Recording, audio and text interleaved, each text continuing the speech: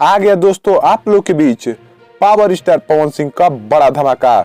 मैं बता दूं कि पवन सिंह का नई फिल्म का टीजर का रिलीज डेट आप लोग के बीच लॉन्च कर दिया गया है। तो चलिए बात करते हैं कब इसको लॉन्च किया जाएगा और किस चैनल से आप लोग के बीच लॉन्च किया जाएगा। तो आपका स्वागत है हमारे चैनल में।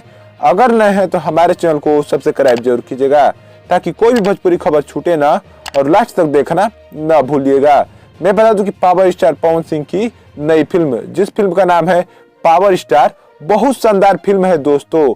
और मैं बता दूं कि इसके निर्माता हैं मधु शर्मा और समीर। बहुत शानदार और बहुत धमाकेदार फिल्म का टीजर आप लोग के बीच लॉन्च होने वाला है। इसके डायरेक्टर हैं फिरोज खान।